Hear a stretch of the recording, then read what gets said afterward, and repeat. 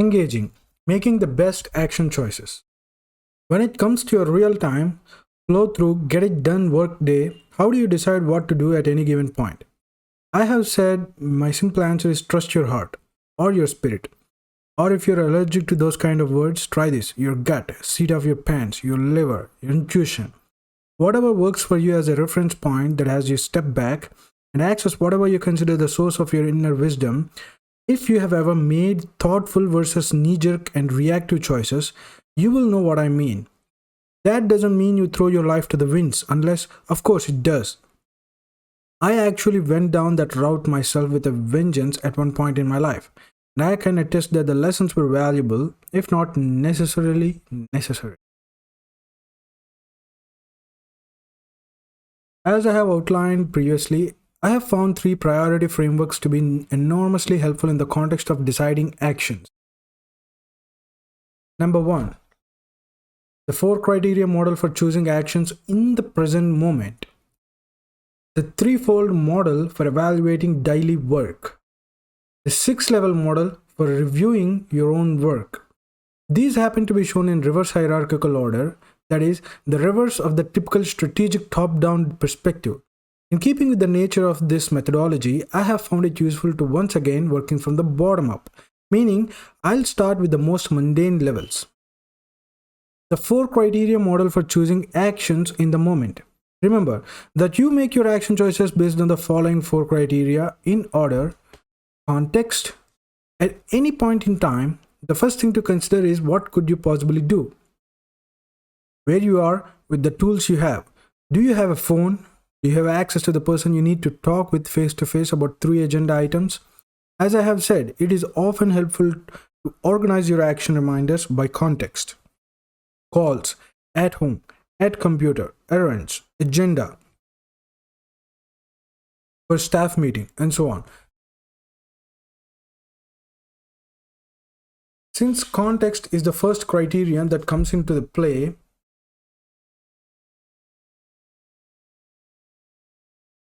in your best choice of actions, context sorted lists prevent unnecessary reassessments about what to do.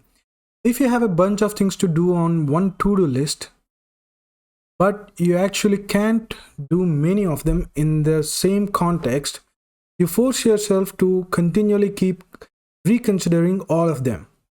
If you have traveled to meet a client at her office and on arrival discovered that the meeting will be delayed for 15 minutes, you will want to refer to your calls list for something you could do to use your time productively. Your action lists should fold in or out based on what you could possibly do at any time. A second real benefit accrues from organizing action reminders by appropriate context in itself that forces you to make the all-important determination about the next physical action on your stuff. All of my action lists are set up this way. So I have to decide on the very next physical action before I can know which list to put an item on. I frequently encourage people I'm working with to structure their list categories early on as they are processing their interests, because that automatically grounds their projects in real things that need to get done to get them moving. So what do?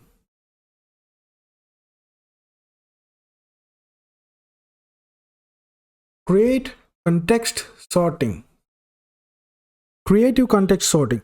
As you begin to implement this methodology consistently, you will invariably find inventive ways to tailor your own contextual categories to fit your situation.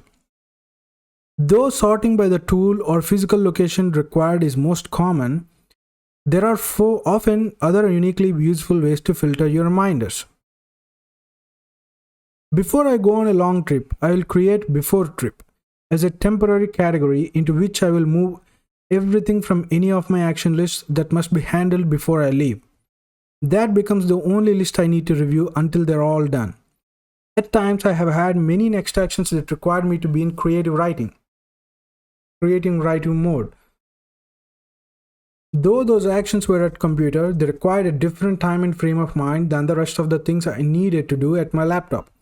It was much more relaxing and productive to manage my focus by sorting those onto a different creative writing action list. I currently divide my computer required actions into those that don't require an internet connection, those that do, and those that are just surfing. If you're a novice to this process, these details and distinctions may seem unnecessary or overwhelming.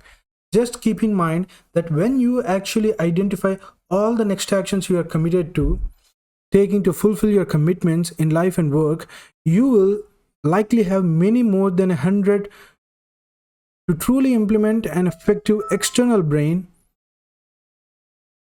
and garner its amazing results. Managing this ground floor level of your work with this degree of sophistication will pay off immeasurably.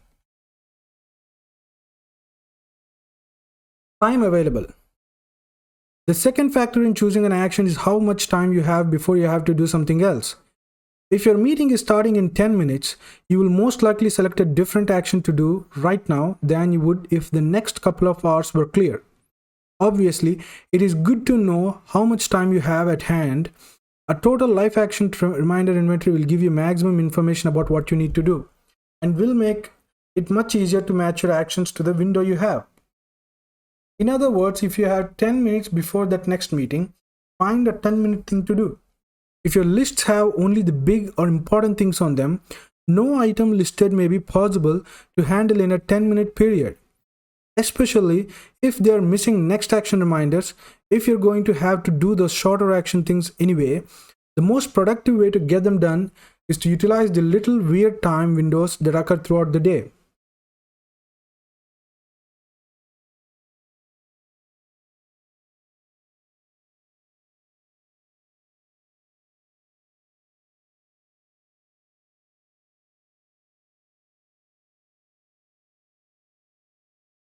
Additionally, there are many times when you have been head down in some mentally intensive endeavor for a couple of hours and you would like to shift your focus and get some easy wins.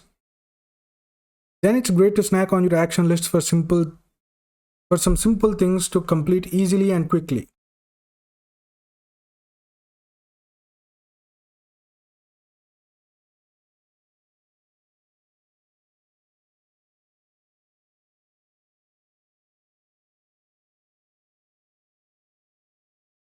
Now, energy available. Although you can increase your energy level at times by changing your context, redirecting your focus, you can do only so much. The tail end of a day taken up by a marathon budget planning session is probably not the best time to call a prospective client, start drafting a performance review policy, or broach a new insensitive topic with your life.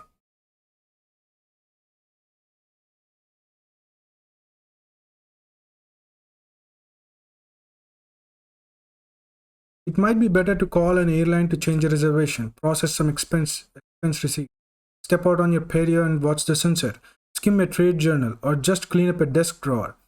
Just as having all your next action options available allows you to take advantage of various time slots. Knowing about everything you're going to need to process do at some point will allow you to match productive activity to your vitality level.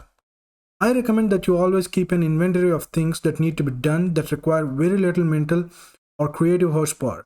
When you're in one of those low energy states, do those things. Casual reading, connect contact data that needs to be inputted, file purging, backing up your computer, even just watering your plants and filling your stapler. These are some of the myriad things that you need or want to deal with sometime anyway. This is one of the very best reasons for having very clean edges to your personal management system. It makes it easy to continue doing productive activity when you're not in the top form. If you're in a low energy mode and your reading material is disorganized, your receipts are all over the place, your filing system is chaotic, and your in-tray is dysfunctional, it just seems like too much work to find and organize the tasks at hand. One of the best ways to increase your energy is to close some of your loops. So always be sure to have some easy loops to close right at hand. These first three criteria for choosing action bespeak the need for a complete next action reminder system. Most of the time you won't be in a mode to do that kind of coordinated and organized thinking. It needs to have already been done. If it is, you can operate much more in your zone and choose from delineated actions that fit the situation.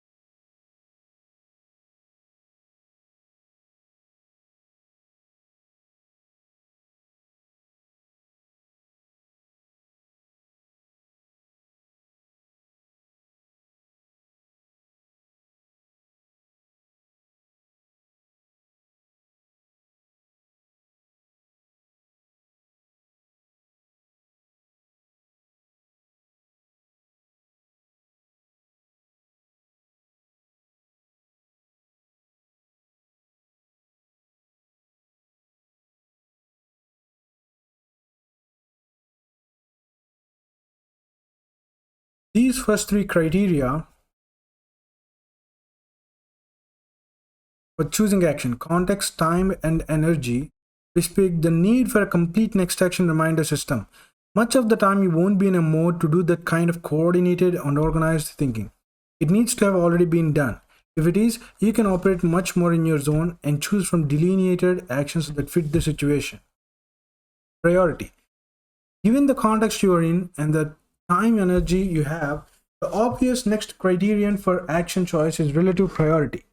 Out of all my remaining options, what is the most important thing for me to do? How do I decide my priorities? It's a question I frequently hear from people. It springs from their experience of having more on their plate to do than they can comfortably handle. They know that some hard choices have to be made and that some things may not get done at all.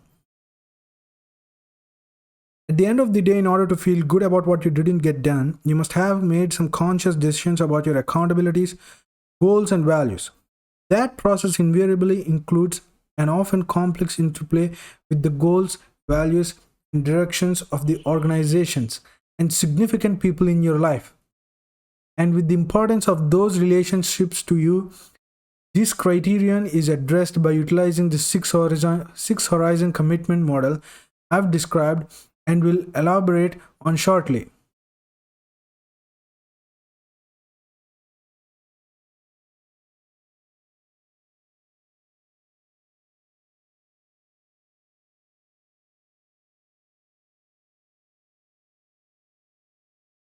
The threefold model for evaluating daily work. Setting priorities assumes that some things will be more important than others. But important relative to what? In this context, the answer is to your work. That is, the jobs you have accepted from yourself and or from others. This is where the next two frameworks need to be brought to bear in your thinking. They are about defining your work. Keep in mind that though much of this methodology will be within the arena of your professional focus, I'm using work in the universal sense to mean anything you have a commitment to make happen personally as well as professionally. These days, daily work activity itself presents a relatively new type of challenge to most professionals. Something that is helpful to understand as we endeavor to build the most productive systems. As I explained earlier, during the course of the workday at any point in time, you will be engaged in one of three types of activities. Doing predefined work, doing work as it shows up, defining your work.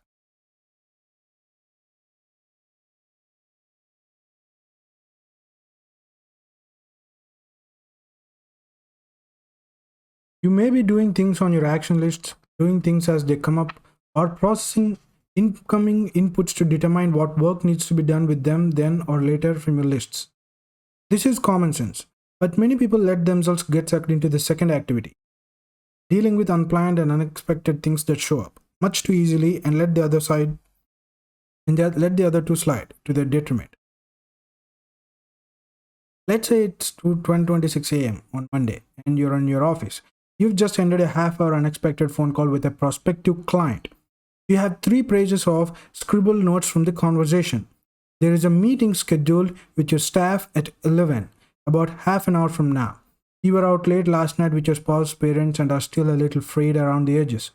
Your assistant just put 2 arriving International Express packages on your desk and additionally says he needs to talk with you about 3 urgent meeting requests he doesn't know how you want handled. You have a major strategic planning session coming up in 2 days, for which you have yet to formulate your ideas.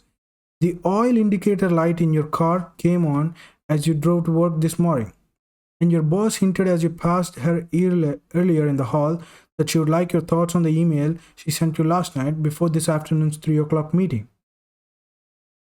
Are your systems set up maximally support dealing with this reality at 10:26 on Monday morning? If you're still keeping things in your head, and if you're still trying to capture only the critical stuff in your lists, I suggest the answer is no. I have noticed that people are actually more comfortable dealing with surprises and crises than they are taking control of processing, organizing, reviewing, and assessing that part of their work that is not as self-evident. It is easy to get seduced into busy and urgent mode, especially when you have a lot of unprocessed and relatively out of control work on your desk, in your email, and on your mind. In fact, much of our life and work does just show up in the moment, and it often becomes the priority when it does.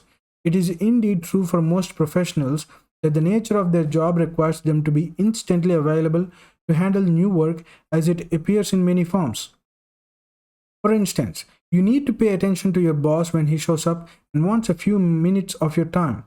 You get a request from a senior executive that suddenly takes precedence over anything else you thought you needed to do today. You find out about a serious problem fulfilling a major customer's order, and you have to take care of it right away, or your baby develops a serious cough.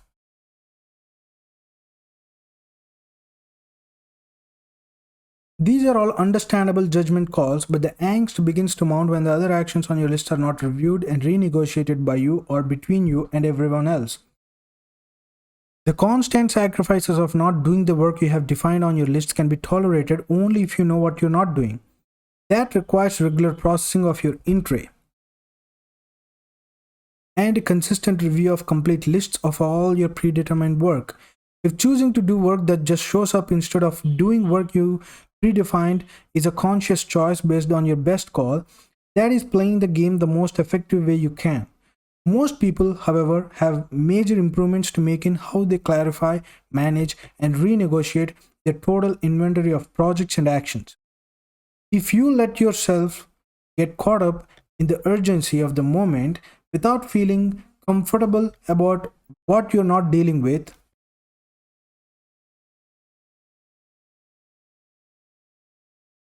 the moment to moment balancing act. At a master level, you can shift like lightning from one foot to the other and back again. While you're processing your in-tray, for example, your assistant enters to tell you about a situation that needs immediate attention. No sweat, your in-tray and email are still there, with everything still to be processed in a coordinated view, ready to be picked up again when you can get back to it. While you're on hold on the phone, you can be reviewing your action lists, getting a sense of what you're going to do when the call is done. When your infant is crawling around in the living room and you're highly tuned to anything unusual you might have to respond to, you can be handling simple web surfing research on your at computer list. While you wait for a meeting to start, you can work down the read or review stack brought with you. And when the conversation you weren't expecting with your boss shrinks the time you have before your next meeting to 12 minutes, you can easily find a way to use that window to good advantage. You can only do one of these work activities at a time. If you stop to talk to someone in his or her office, you're not working off your list or processing incoming stuff. The challenge is to feel confident about what you have decided to do. So how do you decide? This again will involve your intuitive judgments. How important is the unexpected work against all the rest? How long can you let your in-tray go unprocessed, all your stuff unreviewed, and trust that you're making good decisions about what to do? People often complain about the interruptions that prevent them from doing their work. But interruptions are unavoidable in life.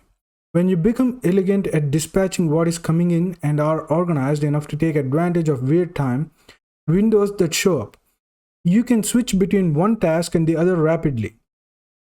You can be processing emails while you're on hold on a conference call. Research has now proven that you can't actually multitask. That is, put conscious focused attention on more than one thing at a time.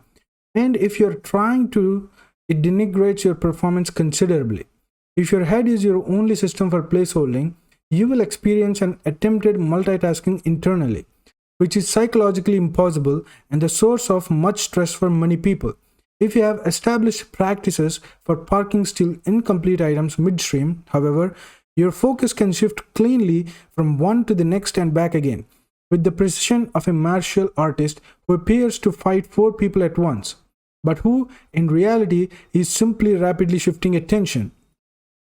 Nonetheless, even if you are black belt in capturing and bookmarking what's going on, you must still learn to make quick, appropriate choices among those many tasks to keep a healthy balance of your workflow. Your choices will still have to be calibrated against your own clarity about the nature and goals of your work. Your ability to deal with surprise is your competitive edge and a key to sanity and sustainability in your lifestyle. But at a certain point, if you're not catching up and getting things under control, staying busy with only the work at hand will undermine your effectiveness. And ultimately, in order to know whether you should stop what you're doing and do something else, you will need to have a good sense of all of your roles, how they fit together in a larger context. The only way you can have that is to evaluate your life and work appropriately at multiple horizons. People often complain about the interruptions that prevent them from doing their work. But interruptions are unavoidable in life. When you become elegant at dispatching what is coming in and are organized enough to take advantage of weird time windows that show up, you can switch between one task and the other rapidly. Nonetheless, even if you are a black belt in capturing and bookmarking what's going on, you must still learn to make quick and appropriate choices among those many tasks to keep a healthy balance of your workflow. Your choices will still have to be calibrated against your own clarity about the nature and goals of your work. Your ability to deal with surprise is your competitive edge and a key to sanity and sustainability in your lifestyle.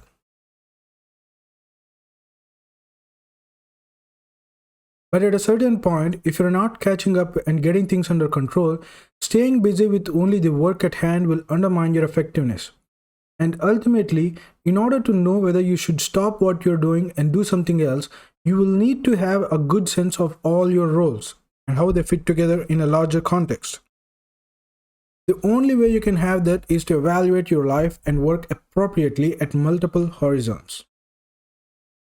And that is 6-level model for reviewing your own work. The 6th level of your work, as we saw in chapter and lecture previously, may be thought of in terms of altitude, as in the floors of building. Life, long-term vision, 1 to 2 year goals, areas of focus and accountability, Horizon 1 current projects. It makes sense that each of these values should enhance and align with the ones above it. In other words, your priorities will sit in a hierarchy from the top down. Ultimately, if the phone call you're supposed to make clashes with your life purpose or values, to be in sync with yourself, you won't make it. If your job structure doesn't match up with where you need to be a year from now, you should rethink how you have framed your areas of focus and roles. If you want to get where you're going most efficiently, let's look at that first example from the bottom up. The phone call you need to make is about the deal you're working on, which would increase sales. This particular deal would give you the opportunity to move up in the sales force because of the new market your company wants to penetrate. The healthiest approach for relaxed control and inspired productivity is to manage all the levels in a balanced fashion. At any of those levels, it is critical to identify all the open loops, all the incompletions, and all the commitments that you have right now as best you can. They all came consciously or not from the urges, pulls, and pushes from these multiple levels within you. Without an acceptance and an objective assessment of what is true in the present, and feeling confident you can manage what you have created, it is always difficult to cast off for new shores. What is in your email? What are the projects you need to start or complete with your kids? So on. There is magic in being in the present in your life. I'm always amazed at the power of clear observation simply about what is going on, what is true. Finding out the exact details of your personal finances, clarifying the historical data about the company you're buying, or getting the facts about who really said what to whom in an interpersonal conflict can be constructive, if not absolutely necessary and downright healing.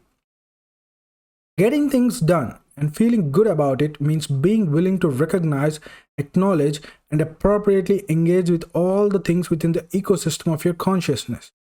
Mastering the art of stress-free productivity requires it, working from the bottom up. In order to create productive alignment in your life, you could quite reasonably start with a clarification from the top down.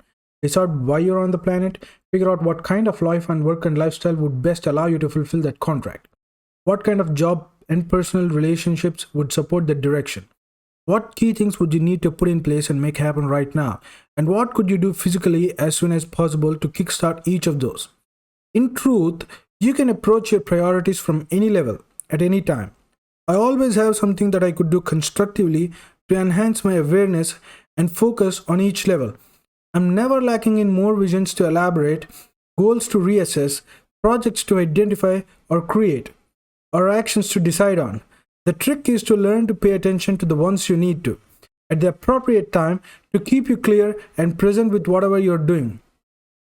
Because everything will ultimately be driven by the priorities of the level above it. Any formulation of your priorities would obviously most efficiently begin at the top. For example, if you spend time prioritizing your work and then later discover that it's not the work you think you ought to be doing, you may have wasted time and energy that could have been better spent defining the next job you really want. The problem is that without a sense of control at the implementation level, and without trust in your own ability to manage those levels appropriately, trying to manage yourself from the top down often creates frustration.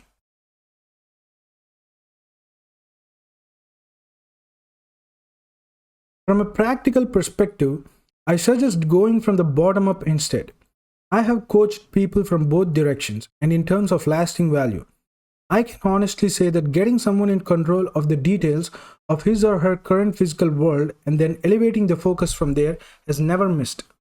The primary reason to work from this bottom up direction is that it clears your inner decks to begin with, allowing your creative attention to focus on the more meaningful and elusive visions that you may need to challenge yourself to identify. Change your mind, and this process will help you adjust with maximum speed. It takes no time to reset a vision or goal, but learning to objectify and execute on it in a streamlined, coordinated, and stress-free way is an art that must be learned and practiced.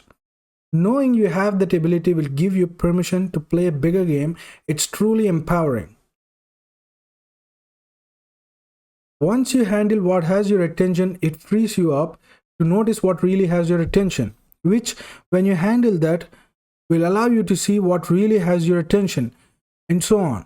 Almost without exception, the executives I have worked with are most plagued by the management of the nitty-gritty of their workaday world.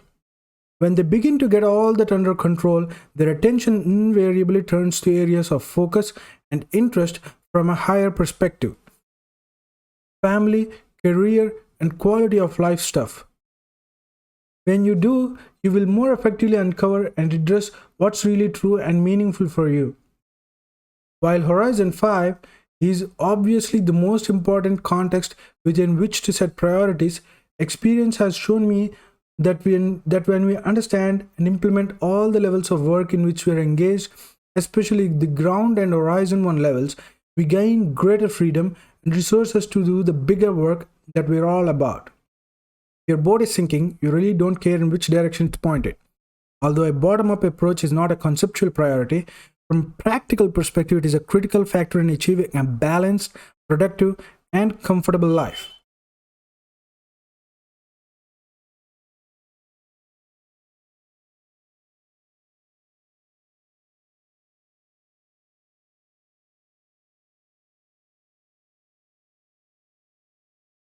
Getting priority thinking off your mind. Take at least a few minutes, if you haven't already done so, to jot down some informal notes about things that occurred to you while you were reading or going through these lectures. Whatever popped into your mind at these more elevated levels of your inner radar, write it down and get it off of your head. Then process those notes. Decide whether what you wrote down is something you really want to move on or not. If not, throw the note away or put it on a someday or maybe list or in a folder called dreams and goals I might get around to at some point. Perhaps you want to continue accumulating more of this kind of future thinking and would like to do the exercise with more formality.